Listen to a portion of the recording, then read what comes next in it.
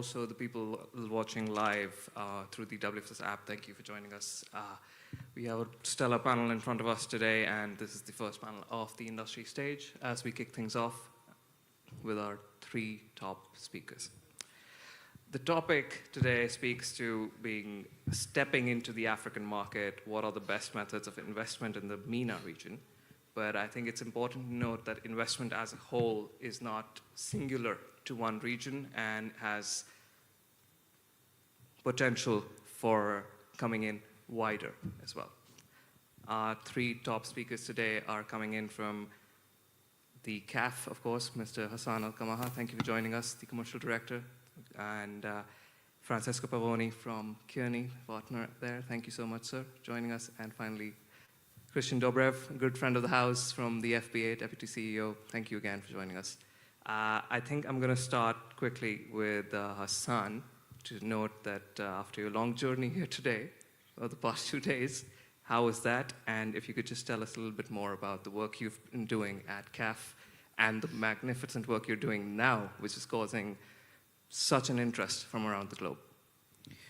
Thank you very much, Kabir, and thanks for this invitation.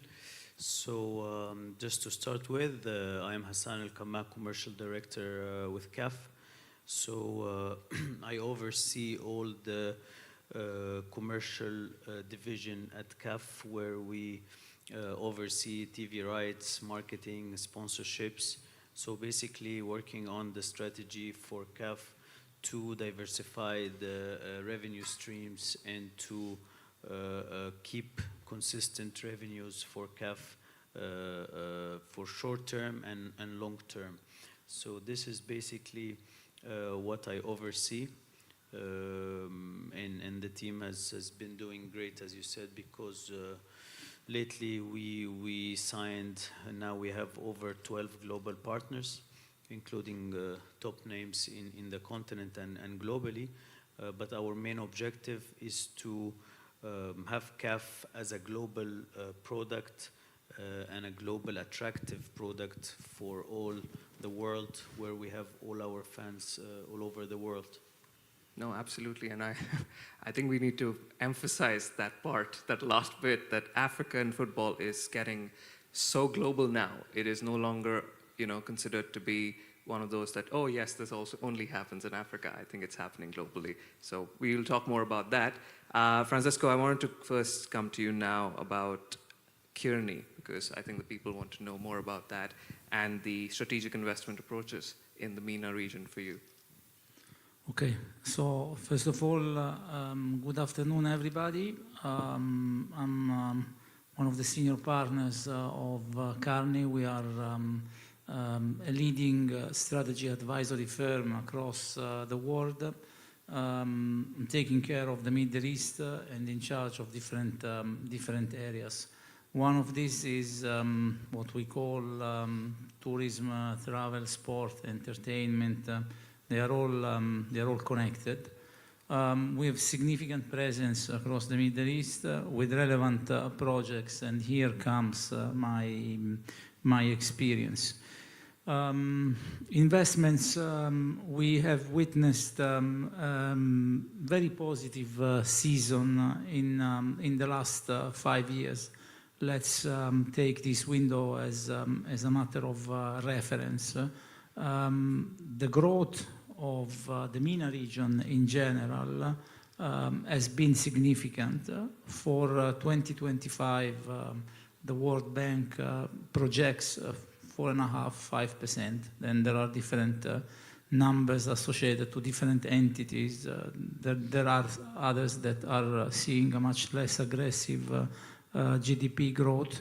But investments, FDIs, in different forms, and I'm sure Kabir will ask these questions to me later on, have been a significant propeller of that. Football is not immune of these processes. I would say in both directions, inwards, outwards. We have witnessed important flows of money within the region in different areas. from football players, on the clubs, on important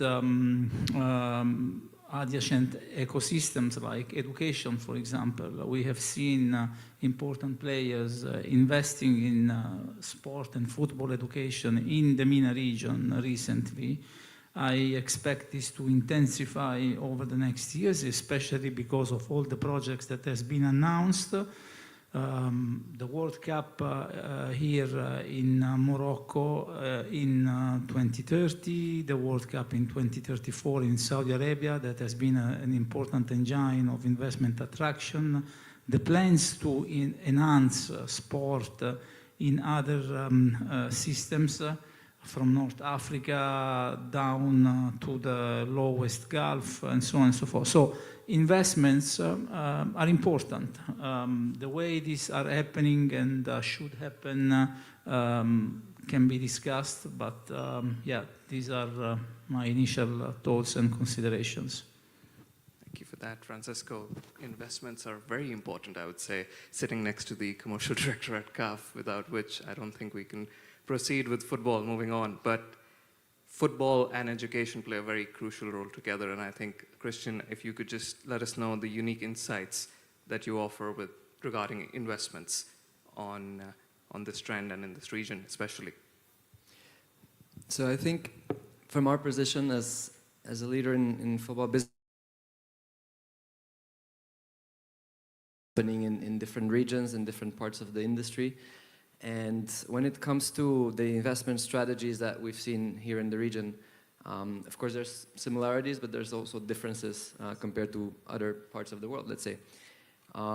It's a rapidly evolving economic landscape. I think everyone that follows what's happening in football and more broadly speaking in geopolitics, can definitely see that. And our insights are that, here there's a very interesting blend between government-backed initiatives and private initiatives. And for investors that are looking at this region, it's very important to make sure that they align with the national visions of those countries. We're talking about MENA, and it's even more important to then also emphasize that even within MENA, of course, there's vast differences. There's countries that have other priorities that are in different stages of their development, whether it's in general in terms of infrastructure, whether it's in terms of education, whether it's in terms of the football ecosystems as well. And what unites them in a very interesting way, I think also for investors, is the fact that they have a very, very young and digital savvy population. And I think for the investors, tapping into that potential is basically a gold mine, right? If you play the cards right. And as such, I think there's a lot of specificities that people have to dive deeper into when looking at investing in the region, and also almost go like country by country to really understand the local values, what are the priorities for the national vision, and adapt accordingly. Because I don't think there's a copy-paste that works across the region. No, it doesn't. That's something I've learned very differently, having come to the continent and interacted with the people. Could not be more true, that point. I think one of those factors also leans into the sectors that are going to see growth. It's not just one, we're not just discussing football. The aspect that the MENA region is now going to be growing economically across renewable energy, technology, real estate, everything counts up, when one thing leads to another. So Hassan, coming back to you, and I know people want to hear more about this, is that how does CAF view that these trends in terms of sports infrastructure investment are looking, and your thoughts about the future of that investment? Okay, I think this is a great question because, as you know, in Africa, we face a lot of challenges and infrastructural problems. And I think when our president, Dr. Patrice Motsepe, was in charge in 2021, we had over 36 stadiums in Africa, or 36 nations in Africa out of the 54 did not have an approved official stadium that matched the CAF standards and global standards to play football in. So imagine 34 35 nations are playing their home matches away. Wow. But I think 2025, we are very proud to announce that we only have 12 stadiums and 12 nations now that are still working on their infrastructure. So this is a very, very huge improvement and achievement for CAF. And how we did that is, as you said, through private sectors and through also the public sector. So we in CAF drive this collaborations between the private and the public sector to improve infrastructure in Africa. Building also bridges, because before joining CAF, I had the experience over 7 years in Saudi Arabia, where we drove this change in the Saudi Arabian market. I went in Saudi, it was 2016, where there was 0 female attendance in the stadiums. I left 2023, and I think half the stadium were full of ladies, and even the workers in the stadium were ushers that are very good calibers from the female sector. So this change, we managed, when I joined CAF, to have these collaborations with the MENA region through an MOU with the Saudi Football Federation. We also signed an MOU with the Gulf Football Federation, and they have been doing an amazing job to collaborate, because again, it's a win-win situation. They invest in Africa, and they also get the experience and the ROI they are expecting from these investments, whether it's stadiums, infrastructure, also commercial, where we will announce soon a Saudi brand that is going to invest heavily in the African market. Amazing. So, as you said, our brand is global. We are attracting over billions of people around the globe. With the last AFCON, over 1.5 billion people watching AFCON from all over the globe. So that's why what we are trying to do is connecting the bridges between the African market and the MENA region and the Asian market as well. We also currently have 2 Chinese brands as sponsors. And this is our main strategy, is to develop football, to develop infrastructure, to give more chances for the women and men and boys and girls to play football. Because as you see, the most talented players around the globe are from Africa or are originally Absolutely. Africans, and we are very proud about that. So, yeah. A Ballon d'Or is coming for sure. But I think I want to quickly talk about the points you made, especially the women's football point and the female attendance. That, of course, it was your competencies, but I have a feeling you yourself were pulling a lot of interest into these crowds. But Hassan, with CAF doing that, it's become so important to understand that kind of investment, global investment, and a trust has built into CAF within the African continent that yes, they are doing the right things, you are taking the right steps, and we are, I think, important to talk about these actors from outside. Now, this is a good segue into coming into the consultancies here with our Francesco. That how do you think, from a consultancy perspective, are these actors working on, and what are the trends looking for you in 2025?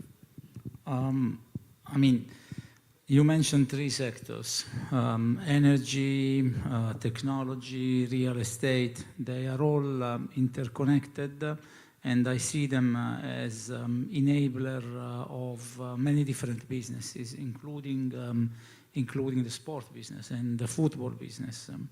If I want to, and I had the opportunity to collaborate and advise on all these sectors.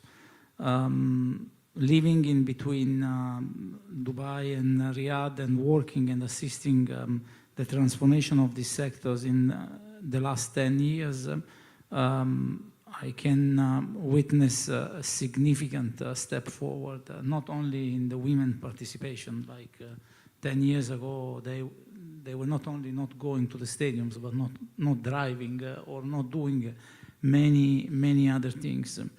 Energy is an important enabler and accelerator. The Middle East and Africa continent has exceptionally important champions here.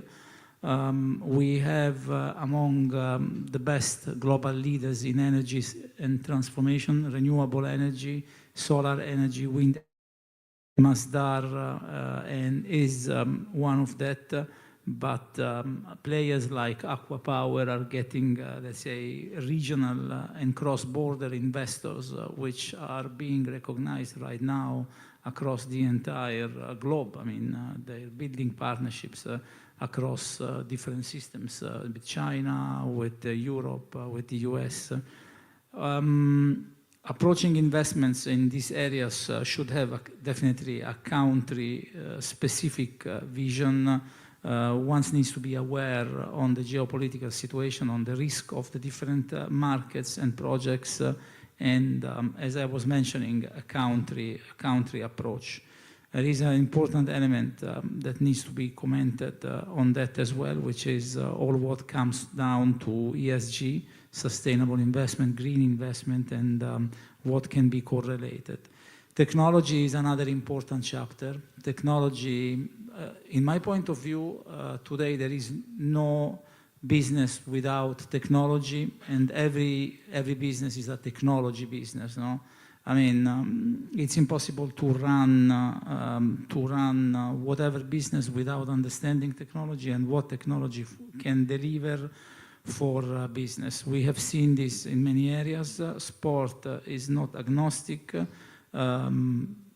AI, digital processes in sport education, in delivering sport trainings, digital and technology around stadiums, around how to efficiently manage football clubs is getting more and more relevant.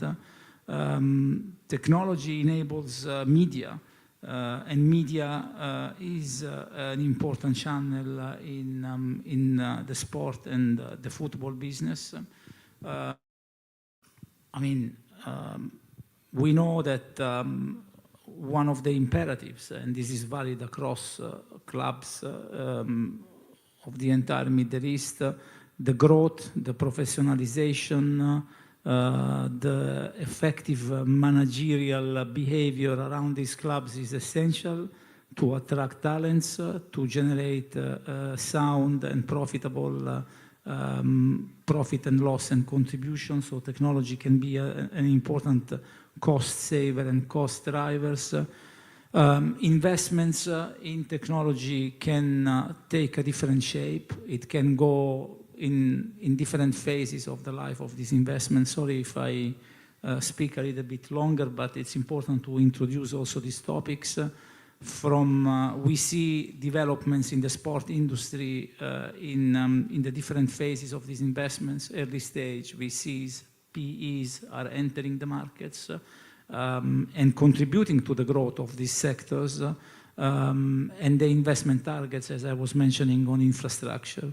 Real estate is also essential to close my intervention. Real estate means infrastructure, means stadiums, means giga projects, means large realizations. I am sure Morocco, as an example, will have an important plan in enhancing the whole infrastructure in the light of the future World Cup. And again, the discussion could be very long around real estate as well. Different forms of investment opportunities, which I'm not going to comment because Kabir is looking at me. I think I'm very late. But you know, I have Italian origins. Italians, we talk a lot usually. It's part of we're here to talk. No, it's part of our nation. I would entertain till 5 p.m., but it's okay. Kabir, I'm done. No, we're always interested to hear, because what I heard from Hassan was very nicely put together by you in the topics with the infrastructure angle. And I think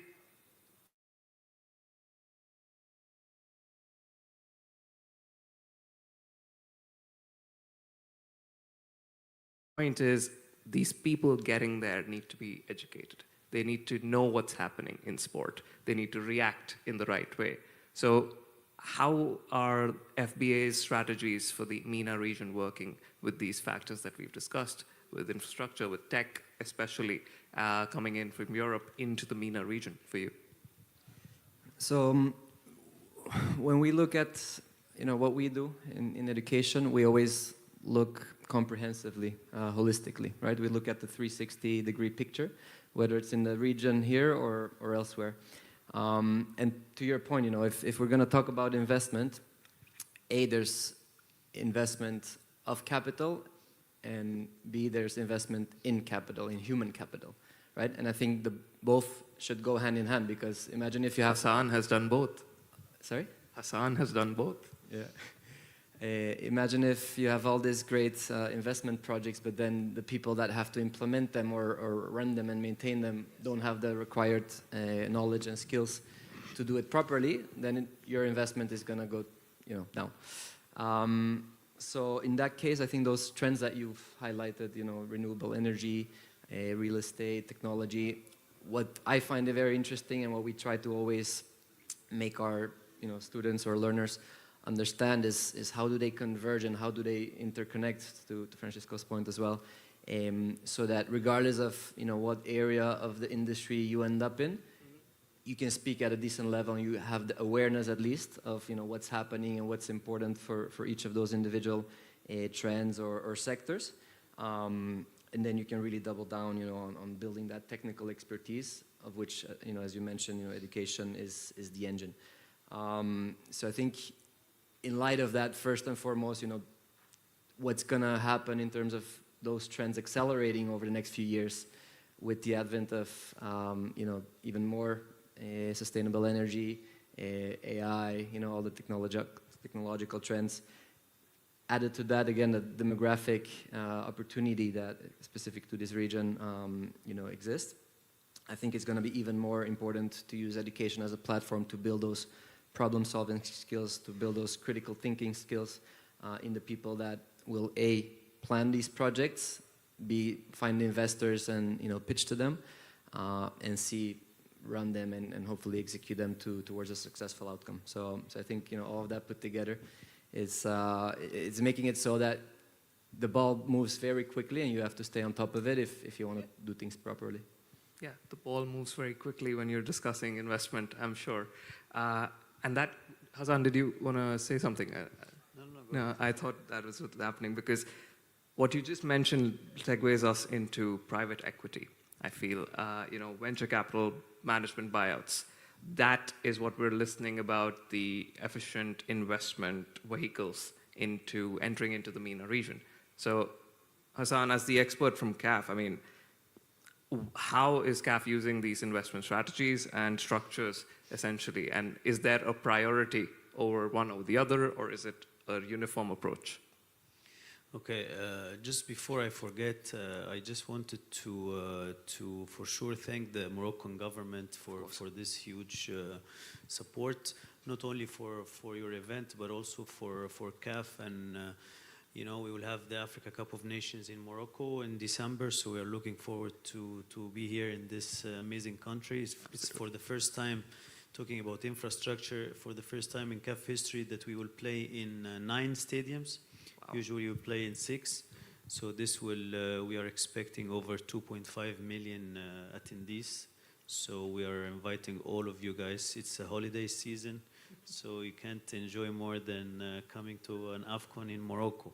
Agreed. So again, thank you for the Moroccan government for such huge efforts, and we are looking forward to that. So back to the private sector and yes. the private investment. I think it's a very good question, because when we came on board in CAF, we had a strategy to have 2 kind of phases in the commercial strategy. Phase 1 was to restructure commercially internal, and we already did this in the last 4 years, and we managed to make the right moves in terms of bringing in the right investors and the right sponsors and partners. I think the second phase, which we will start soon, we also announced that a few weeks back that we had a tender to involve the private sector in kind of joint venture company that CAF will be doing independently for the commercial sector. So we will have a joint venture with CAF and the right bidders and winners for this to create a commercial company that is run 100% and controlled by CAF to keep developing the commercial structure and investments in Africa.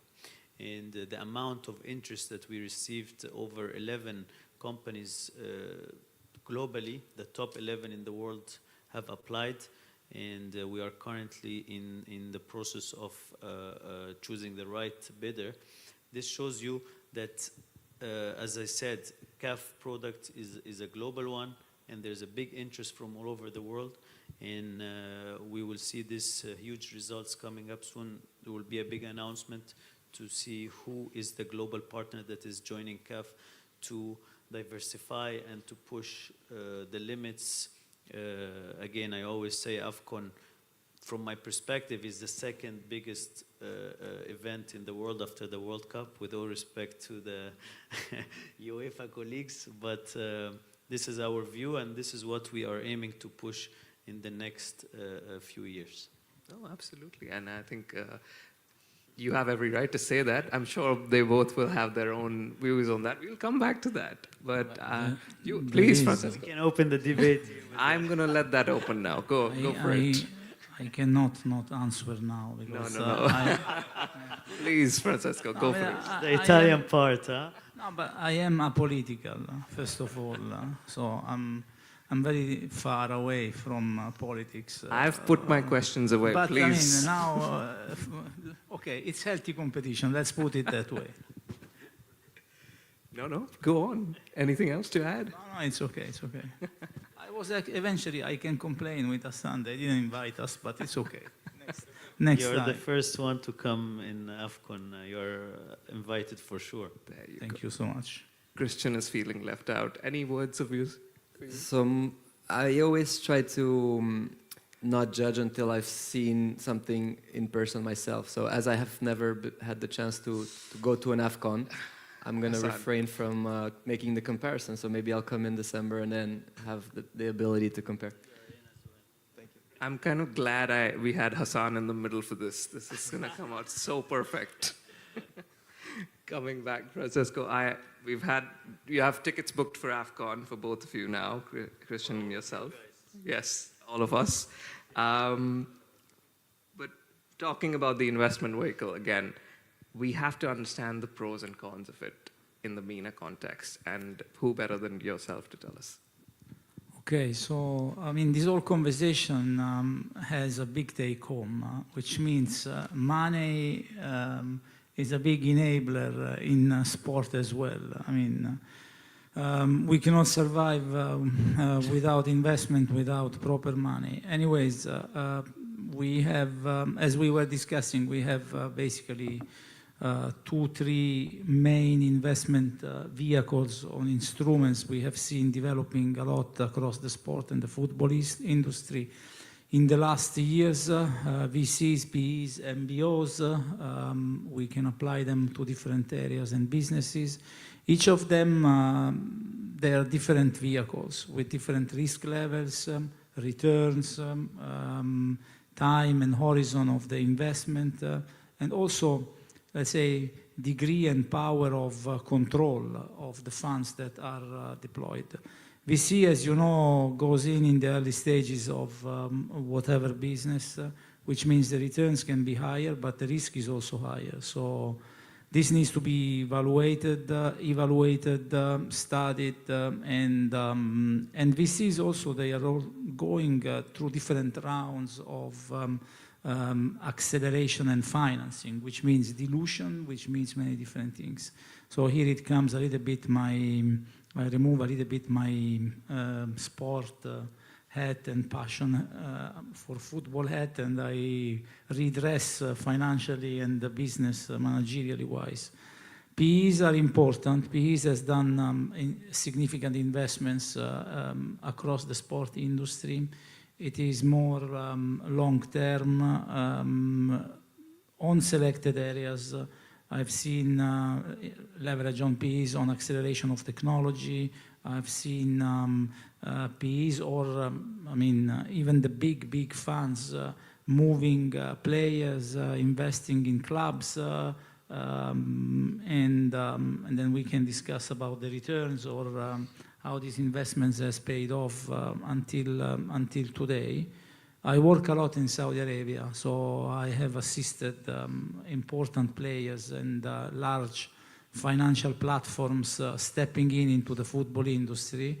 Again, I can reuse my Italian passport to entertain you on what I have seen in the last 4 or 5 years and how this has been managed. It's not easy, because then finance clashes with governance and with passion.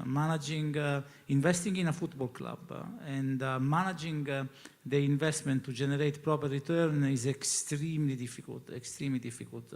I have seen this personally. I participated in turnarounds of clubs, and having a target IRR on the investment can not be easy because the ball is rounded, and on the match day it can go in, can go out.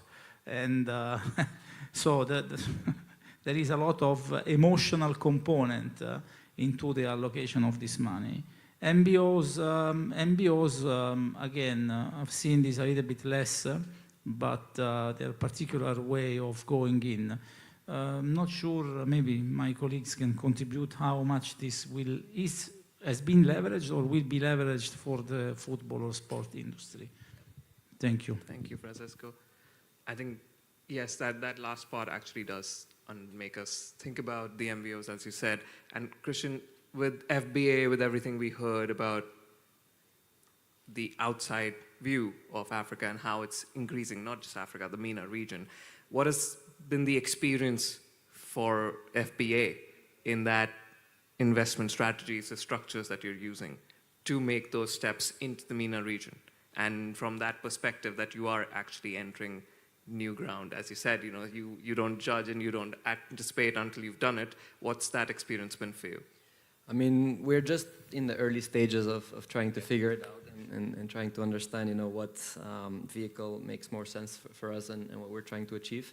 But I think more broadly speaking, there's, this trend where, across the Americas, Europe, there's been, the past 5 or 10 years, a lot of sector-specific funds that came in and tried to develop the industry and professionalize it, take it to the next level, which is also a lot about what we try to do.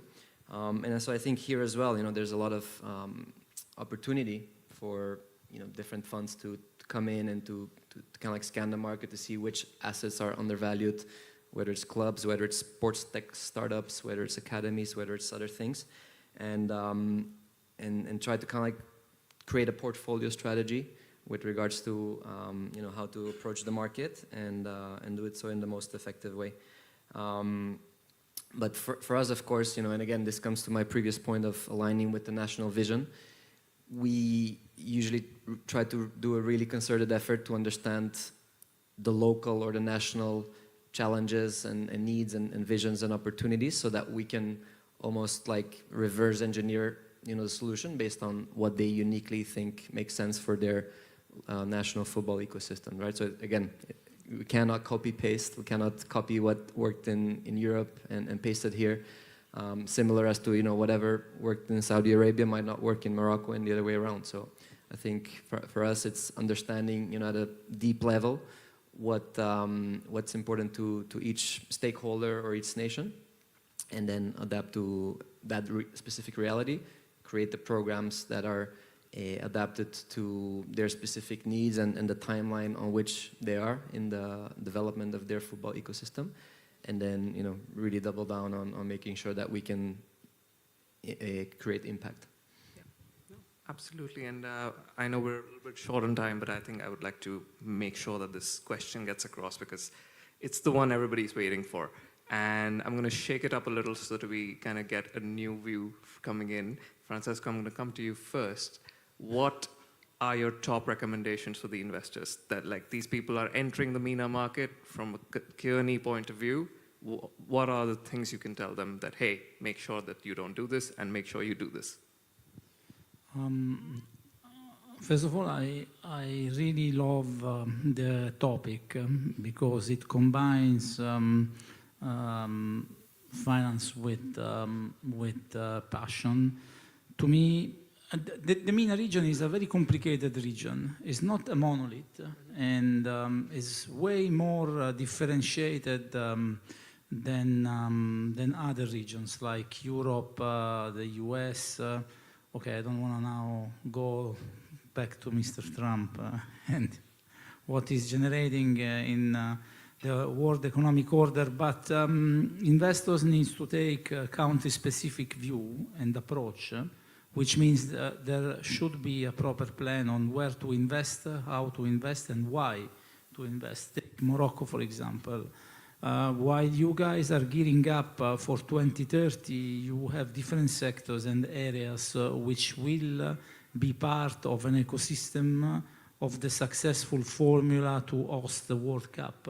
It's not only building a stadium, it's building infrastructure around the stadium. It's attracting people and make their life comfortable. So sport will require a much more holistic view. Investments will be required in different areas. So I would really carefully select where to invest, why to invest, and what is the reason why of eventually involving the different businesses. And then, of course, much more, but that is important for sure. Yeah. So who, what, why is a very basic, very nice, very curtailed. I'm going to go to our friend over there, Kristian. What are the long-term investments for MENA and from FBA point of view, and also looking into your glass bowl, where do you see it happening? How many minutes do you have left? No. So again, like I think the convergence of the trends, I think with the demographics, with the passion for football that is in the DNA of pretty much every single human being in this region, creates obviously for a very potent recipe. At the same time, though, you have to be very considerate, of course, of I think what Francesco alluded to, the geopolitical realities, the financial and fiscal realities of some countries, inflation, these types of things. And I think when you put all of that together, you want to make sure that you don't put all your eggs in one basket. You want to have diversification. And for us with FBA, for example, what we've seen in our flagship program is that some people from the region, for example, it's very difficult for them to even transfer money, if they want to sign up for the course and pay their tuition fees. So what we've done recently is open up the opportunity for those people to pay with Bitcoin or stable coins, which I think is increasingly going to be an important vehicle for individuals, but as well organizations, transferring funds between themselves. And I know that in the region, some countries are more pro these types of things than others. But I think looking at the trends, it's inevitable that it becomes a very kind of key part of how money flows within the world. And to be honest, like 20, 30 years ago, email, started on an open protocol. The internet is, of course, as well with the World Wide Web. And I think, the next frontier is money being able to flow on an open protocol as well, which I think can unlock a lot of untapped potential, not only in this region, but globally as well, right? So if you look at how people save and spend money, again, protecting themselves against inflation, against devaluation of currencies, these types of things, I think it would be imprudent to not at least give it a serious consideration. And then, of course, you want to stress test all these different scenarios based on what are your objectives as an investor, right? What is your risk profile, your risk appetite? What kind of return do you seek to get? And so I think, when you put all of that together, it's an important task to go through. It's not easy, but if you take your time and you do it well, then I think the results, will be there to be tapped. Yeah. No, I think you kind of answered the who, what, why from Francesco. So we've come back to Hassan with all the data in front of him. And as the singular expert from CAF, I will let him have the last word. Sports investment 2025 onwards, Hassan, what is the vision of the future for CAF, and where should the investors come to you to help out? Okay, I think this is the easiest question that you asked today, Kabir. Where to invest is very clear, is to invest in CAF, the biggest platform, the biggest platform in Africa, and not only Africa, but the MENA region and globally. I can tell you why by numbers, and it's a very easy sell for us. But I think having beIN Sports, our biggest media partner, investing millions and millions of money in CAF, it's not. It shows how this product is huge. I think I remember last AFCON, only beIN and MENA region had 850 million people watching. So I think this is why we are always investing and trying to strengthen the relationships to connect all the regions together with Africa. Talking about investment as well, I think we will have very, very good news soon that the biggest organization in Europe, I can't mention the name now, will be a main partner with CAF very soon. And this also shows you that this part of the world, we had from France, I think 9 million people watching AFCON. From Italy, we had over 20 million. I mean, our product is still growing and we are pushing a lot. So investments and investors, we are always open for the doors. And again, we will keep pushing, especially also with including technology. I think we will also working on my colleagues here from digital and marketing. We are working on a big platform soon to also have it for the fans, kind of pay-per-view and some kind of platforms to reach more people around the globe. We have big community in South America. We still need to reach North America. In Brazil, we had 22 million people watching AFCON, so we still need to push more and more, and we will get there. But thank you, and I hope that this answered your question. I was about to say, you're about to get global with the World Cup coming up. You should be getting ready for billions, Hassan. But thank you for that. And I think our people knowing that you're telling us this will look into investing into CAF and the MENA region. Gentlemen, it's been a pleasure. Thank you so much for joining me. Francesco, Kristian, and Hassan, of course. Thank you, everyone. This has been a great session. Thank you.